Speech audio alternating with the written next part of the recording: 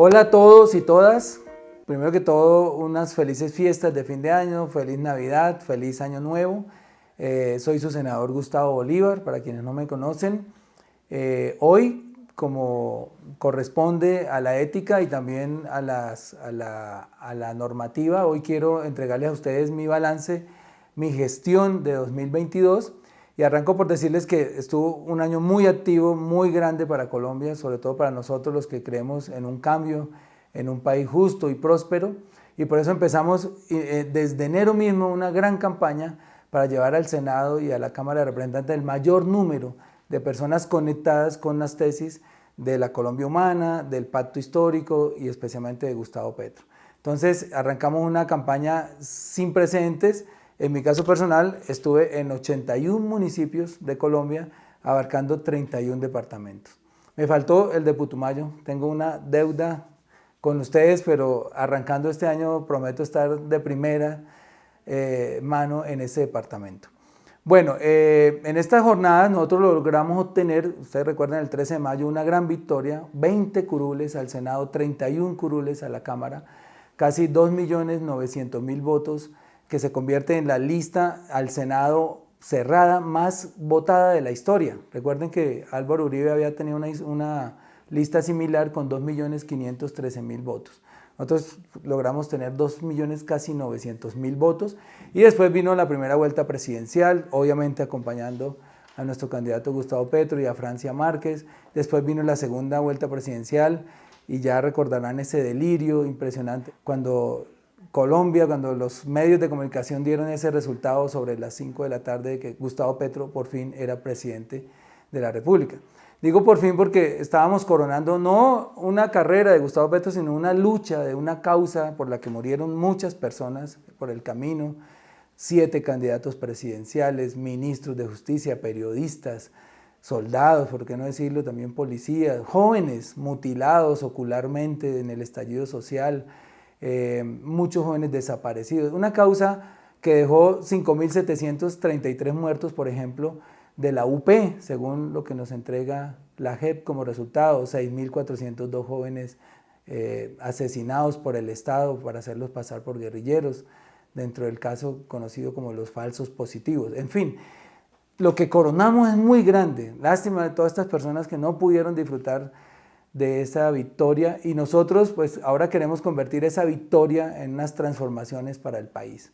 Y ustedes ya han visto que en poco tiempo de este nuevo Congreso que se instaló el 20 de julio y de este gobierno que se instaló el 7 de agosto, pues los cambios son magníficos y de eso quiero hablarles en esta presentación. Me llamo Gustavo Petro y soy su presidente.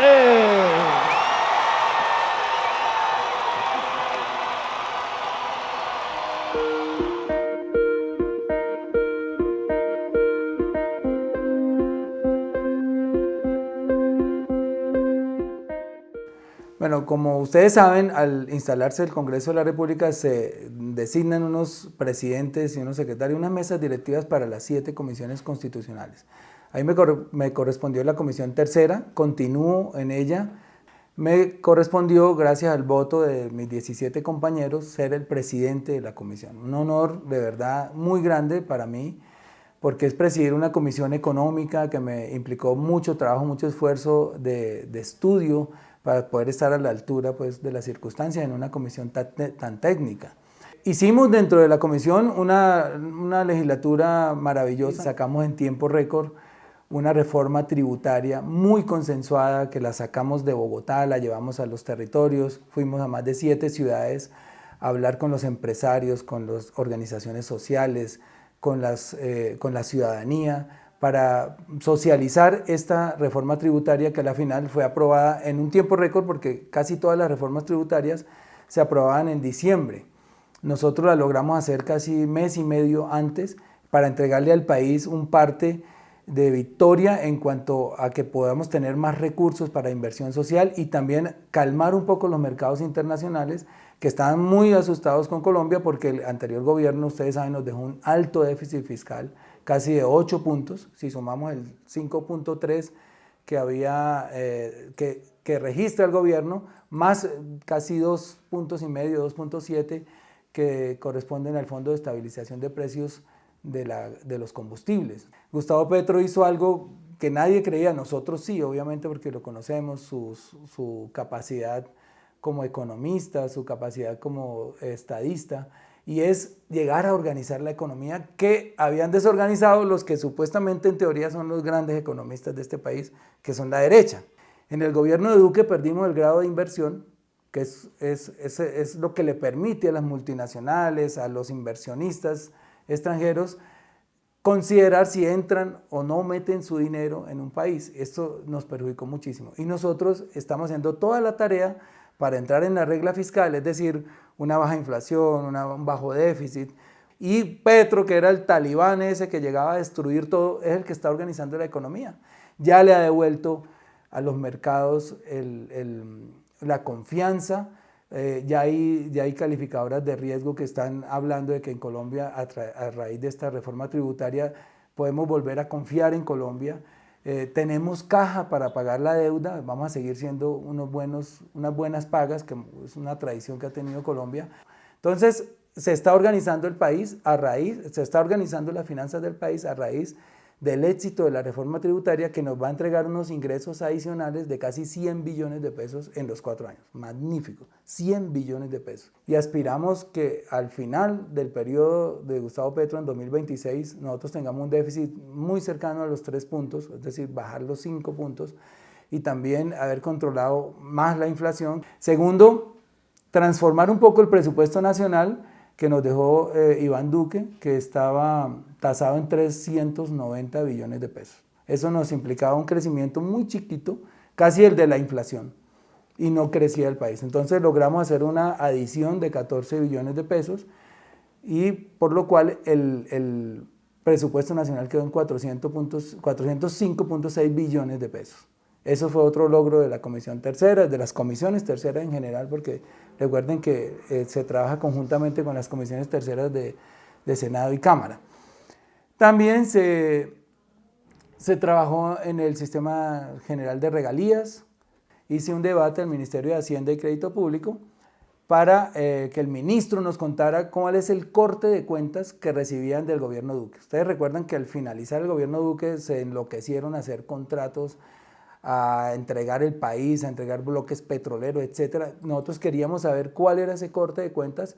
Lo que nos dice el Banco de la República en este informe es que Colombia importó en el último año 71.000 millones de dólares, pero exportó 56.000 millones. Entonces esos 15.000 millones que hay de brecha es lo que llamamos nosotros el desbalance comercial, o sea, el faltante de caja, para tener un equilibrio en las cuentas corrientes, que se llama también. Entonces, esto presionó, obviamente es uno de los factores que presionó enormemente el alza del dólar, porque cuando tú tienes una demanda de 71.000 millones, que es lo que compran los colombianos comunes y corrientes que importan, pero solamente en el país hay 56.000 millones, pues obviamente esto tiende a presionar el alza del dólar porque hay escasez de dólares. Hoy, a finalizar diciembre, el dólar sigue bajando, no a los niveles que quisiéramos, porque también dependemos de otros 2 factores externos. Uno, las tasas de interés en Estados Unidos. En la medida que Estados Unidos sube las tasas,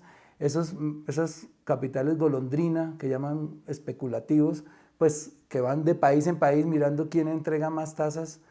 Cuando se anuncia que va a haber una recesión, estos capitales especulativos sacan el dinero de los países emergentes como Colombia y se lo llevan a Estados Unidos, y si están pagando altas tasas de interés, pues con mayor veras. Eso también presiona el alza del dólar. Se está trabajando conjuntamente con los demás partidos, porque hay que darles crédito también al Partido Liberal, al Partido Verde, a la ASI, que tiene un miembro aquí en la Comisión Tercera, al Partido Conservador, que está hoy en la coalición de gobierno. Todos nosotros trabajamos conjuntamente para tranquilizar los mercados, y yo creo que lo hemos logrado. Bueno, en términos generales, decirles que nos aprestamos ahora a tramitar el Plan Nacional de Desarrollo, que, como les he dicho también en otras ocasiones, me parece que es el acto de democracia más grande que ha habido en Colombia, porque con 51 reuniones en regiones, a través de la gente de la base, escuchar a 200.000 personas. Si tenemos en cuenta que en cada reunión hay en promedio 4.000 personas, que de repente fue más, estamos diciendo que el nuevo Plan Nacional de Desarrollo, el que va a trazar la ruta digamos, el manual para este gobierno de los próximos 4 años, lo escribieron 200.000 personas. Eso es una cosa hermosísima.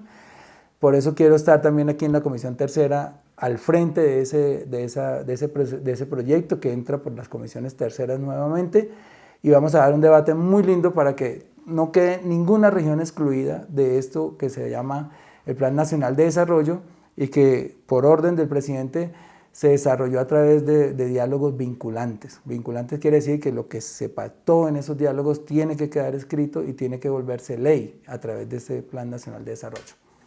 Bueno, otras tareas ya de trámite ordinario en la Comisión Tercera, pues obviamente darle trámite a los diferentes proyectos que presentan los congresistas. Tramitamos una ley que modifica la Ley 1480 de 2011, por medio del cual se crean garantías de protección en favor del consumidor de comercio electrónico. La integración de un representante de las personas en situación de discapacidad al Consejo Nacional de Planeación. Se exoneraron de gravamen y costo financiero las cuentas bancarias destinadas a cumplir obligaciones alimentarias. Se autorizó a las asambleas del departamento de Caquetá, Amazonas, Guainía, Guaviare, Putumayo y Vaupés para emitir una estampilla pro hospitales públicos del departamento y de la región de la Amazonía. Ustedes recuerdan el caso de Ginette Bedoya, una periodista que en medio del desarrollo de sus funciones fue secuestrada y violada en la cárcel Modelo en el año 2000. Eso acarreó unas demandas contra el Estado, y el Estado fue sentenciado a pagar, aparte de los daños físicos, morales, etcétera, también fue condenado para crear un fondo, que ese fondo se creó acá a través de la Comisión Tercera, que se llama el Fondo de Prevención, Protección y Asistencia de Mujeres Periodistas Víctimas de Violencia de Género, del cual yo realicé la ponencia. Ese proyecto ya pasa a Cámara y esperamos que se convierta en ley en este semestre.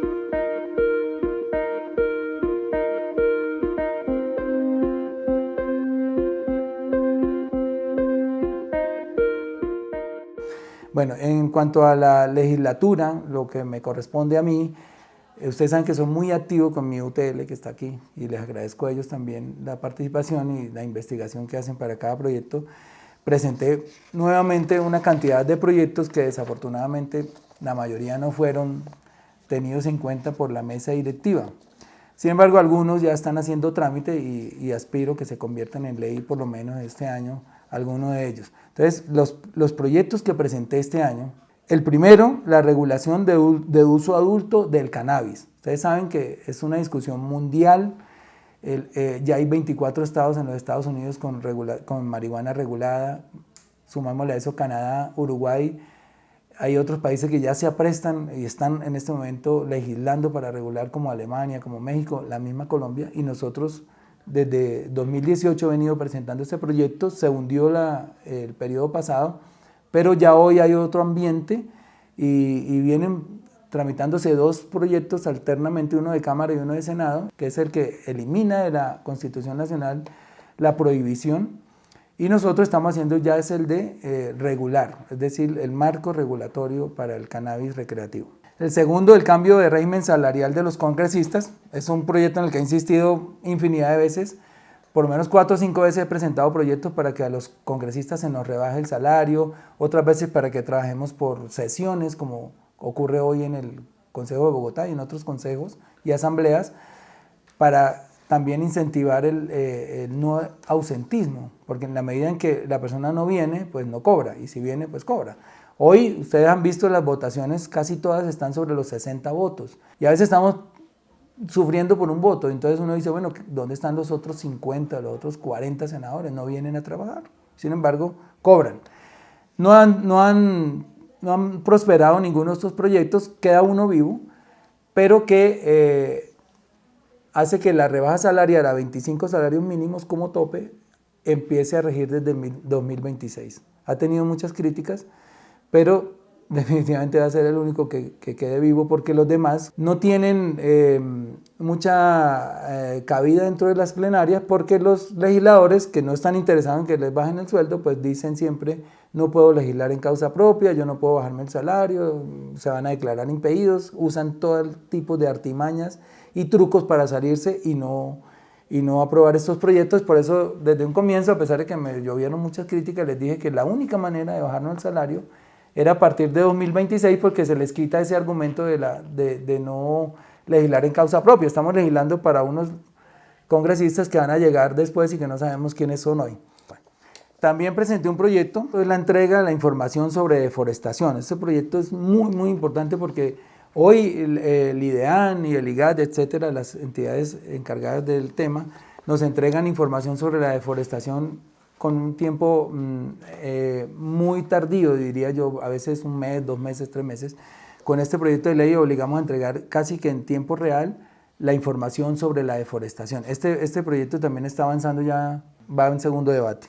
El quinto proyecto, que también ya avanzó, incluso en plenaria, es una cátedra de cambio climático. Nosotros le estamos exigiendo a todos los elegidos popularmente, especialmente alcaldes, gobernadores, que nos certifiquen para posesionarse un curso de cambio climático, una cátedra de cambio climático de mínimo 20 horas, que en este momento pues estamos poniéndonos de acuerdo en quién la dicta, pero puede ser la ESAT, puede ser el SENA, pero no se pueden posesionar sin tener en cuenta el planeta donde viven, las circunstancias, sincronizarnos con el programa del presidente Petro sobre la adaptación del país al cambio climático. 6.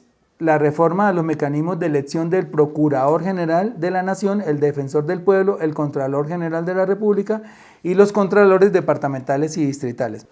Ustedes saben que gran parte de la corrupción sucede porque no tenemos unos órganos de control objetivos independientes. Mientras el Congreso siga eligiendo al Procurador, mientras siga eligiendo el Contralor y mientras a quienes van a vigilar esos entes de control sean precisamente las fichas en los territorios de los congresistas, pues aquí es imposible aspirar a siquiera tener una mínima esperanza de que esos órganos de control actúen contra quienes los eligen. O sea, nosotros estamos eligiendo a quien nos va a vigilar, a quien nos va a disciplinar. Eso no puede seguir pasando. Les pongo el ejemplo muy claro. Aquí hay congresistas que tienen alcaldes, aquí hay congresistas que tienen gobernadores, porque ese es el esquema clientelista que nosotros tenemos en Colombia. Y le ofrecen el voto al procurador o a la procuradora que esté de candidata, al candidato que esté a procurador o procuradora, a cambio de que no los vigilen. Eso ha pasado toda la vida, por eso uno ve cómo el pasado Contralor General de la República nunca descubrió esos grandes entuertos que han venido descubriendo los periodistas. Entonces hoy el control está básicamente en manos del periodismo, y les puedo citar 3 o 4 rapidito. Por ejemplo, lo de Mintic lo descubrieron unas periodistas, ustedes recuerdan. Lo de Odebrecht, todo ese escándalo mundial de Odebrecht, lo descubrieron en Estados Unidos y por carambola llegó aquí, pero nunca hubo un órgano de control que dijera Odebrecht está sobornando aquí. En este gobierno, estos 4 meses que llevamos, han sido los funcionarios, al recibir las entidades que han detectado que en el pasado ha habido actos de corrupción, como en la SAE, como en la UNP, la Unidad Nacional de Protección, lo que ha pasado en Ecopetrol, lo que ha pasado con los giros de ingreso solidario, o el ICBF, que le giraban dinero a personas que están muertas, etcétera. Todo eso lo hemos venido descubriendo nosotros, la ciudadanía, los funcionarios y los periodistas, pero los órganos de control brillan por su ausencia. Por eso es tan importante este proyecto. Yo les pediría que me ayudaran a presionar cuando esté en el orden del día, porque eso hay que aprobarlo como sea, es una promesa de campaña. Presenté nuevamente el proyecto. Esto es un acto legislativo para convertir a Girardot en distrito turístico. Entonces me dicen que hay un conflicto de interés porque quiero convertir mi ciudad en un distrito turístico, y aquí no hay tal. Yo no tengo negocios en Girardot, y si los tuviera tampoco lo habría. Eso es un bien general para toda una región que hoy se considera de las más turísticas de Colombia, la que más recibe gente, digamos, en los puentes y en los periodos de vacaciones. Pero sobre todo es una promesa de campaña de Gustavo Petro allá en el Camellón del Comercio, en su famoso discurso de Girardot. El 8, derecho humano a la alimentación y la lucha contra el hambre. Hemos venido trabajando constantemente con varias organizaciones en este tema del hambre. Y hay otros proyectos que no son completamente de mi autoría, pero los hemos coadyuvado, como se dice, lo hemos firmado y hemos contribuido también a su desarrollo, y los voy a enumerar rápidamente. El primero, que ya vio la luz, por lo menos aquí en el Senado, es el de la prohibición de prácticas de entretenimiento cruel con animales. Era un proyecto más ambicioso de lo que se aprobó, porque prohibíamos la pelea de gallos, prohibíamos el coleo, bueno, y quedó hoy por lo menos eliminada la práctica de las corridas de toros. Ya no hay más corridas de toros en Colombia. Hay que decir que la persona que lideró este proyecto es la senadora Andrea Padilla. Lo hizo además con mucho ahínco, con mucha insistencia. Hubo otro que es la prohibición del fracking, que ha tenido muchos traspiés, pero ahí sigue avanzando, porque sabemos que para nosotros, los que creemos en que el agua vale más que el petróleo, este proyecto es un proyecto no negociable, digamos, no podemos claudicar en este proyecto, porque también es bandera del gobierno nacional desde la campaña, y obviamente bandera nuestra y bandera de los ambientalistas de Colombia. Seguimos insistiendo en la prohibición del fracking, y seguramente en este semestre ya lo convirtamos en ley. También un proyecto de creación de la Dirección de Agroecología Nacional, otro que se llama Conformación e Integración de las Juntas Regionales y Nacional de la Calificación de Invalidez, otro proyecto que es las disposiciones de indulto y amnistía en relación con la protesta social, que tiene que ver con los jóvenes de primera línea y mucha gente que fue judicializada durante la protesta, muchos injustamente, que nosotros consideramos presos políticos, pero este es un proyecto que no ha tenido tampoco debates todavía en plenaria ni en las comisiones. Y otro que es la modificación al régimen de los congresistas para ampliar las sesiones ordinarias del Congreso, es decir, acortar las vacaciones. Eso es otra queja que hemos estado trillando durante estos 4 años, y es como los congresistas solo trabajamos 8 meses, pero nos pagan 13, los 12 más 1 de vacaciones. Ha sido una agenda legislativa frenética, yo creo que la más productiva del tiempo que yo llevo acá, que son casi 5 años. Nunca había visto que se aprobaran tantos proyectos, y sobre todo proyectos del gobierno, donde obviamente aquí el crédito se lo llevan todas las bancadas que conforman esa coalición de gobierno, y les enumero rapidito todos los proyectos que se aprobaron. El primero, el de la política de paz total, es el marco jurídico para iniciar negociaciones, que ya de hecho se iniciaron con el ELN. Se espera instalar mesas en este semestre con las disidencias de las FARC, con las BACRINES también.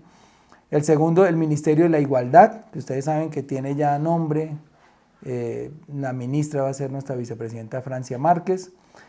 La jurisdicción agraria, impresionante, o sea, era algo que estábamos esperando hace muchos años, que nunca pasaba, pero por fin se logró.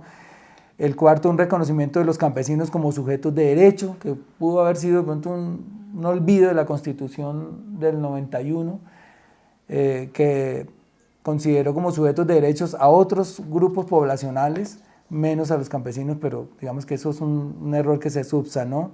La reforma tributaria de la que ya les hablé, el presupuesto general de la nación y la adición presupuestal, el presupuesto general de regalías, la reforma política, que ya vio 4 debates, que ya tiene 4 debates aprobados, que ha despertado un sinnúmero de controversias, que si listas cerradas, que si listas abiertas, que si voto obligatorio, que voto como está hoy, que es voluntario, la edad para ser congresista, la edad para votar, el transfugismo, que consiste en que por una vez las personas que estamos en otros partidos podamos pasarnos a otros partidos, que a mí no me parece, pues tengo que decir en este momento, aprovechar para marcar posición sobre eso, y es que quieren devolvernos a la Constitución de 1886, y es permitir que los congresistas seamos ministros con solo renunciar, o que podamos ser candidatos con solo renunciar, sin esperar ese año que hoy contempla la Constitución, que a mí me parece muy sano,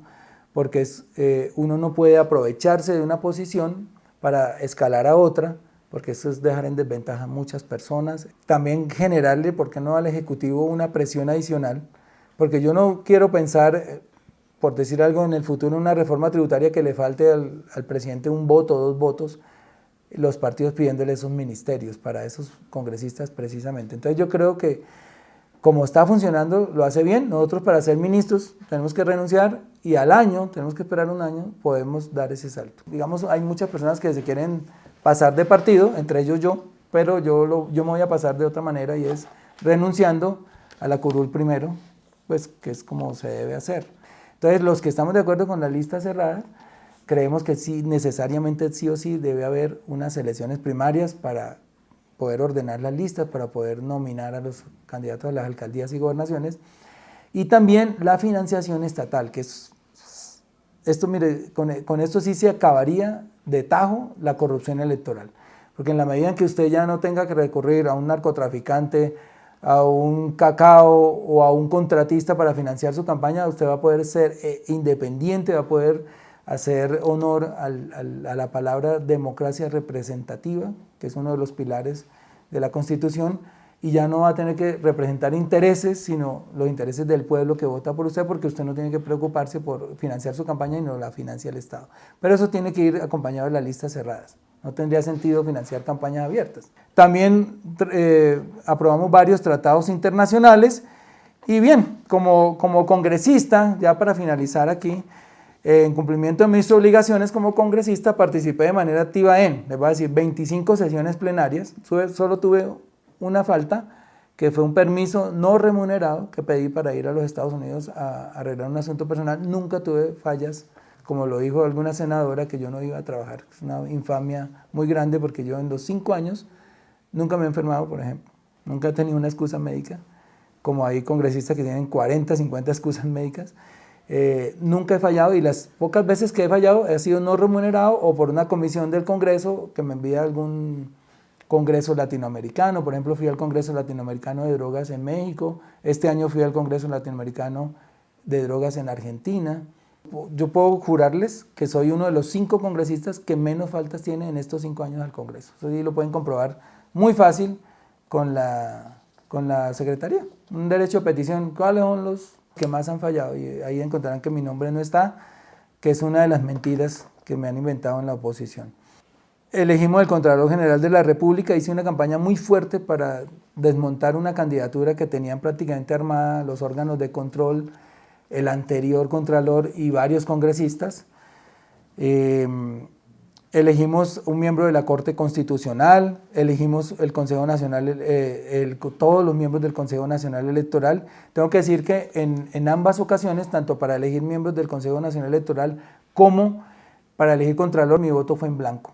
No comprometí mi voto con ninguno de esos candidatos.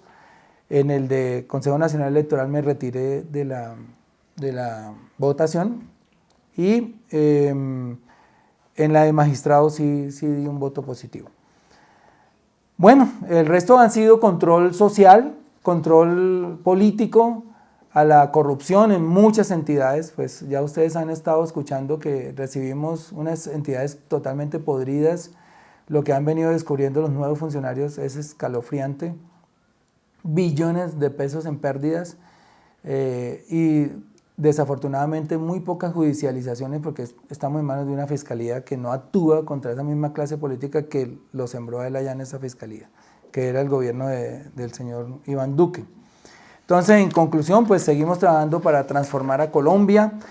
Viene, como ya les dije, la aprobación en el segundo semestre en mi comisión de 2 cosas importantes: Plan Nacional de Desarrollo, del cual les hablé, pero también cómo vamos a insertar los 20 billones de la reforma tributaria en el presupuesto nacional. Entonces, una ley de adición presupuestal, y ahí vamos a decir, que era algo que preguntaban mucho, ¿para qué son los 20 billones? Entonces, ahí rubro por rubro vamos a decir cada peso de esos 20 billones, ¿a dónde va a ir? A vías terciarias, acueductos, saneamiento básico, educación, bueno, lo que decidamos aquí, obviamente con la iniciativa del gobierno. Entonces quería contarles que ese fue nuestro trabajo este año. Nunca descansamos.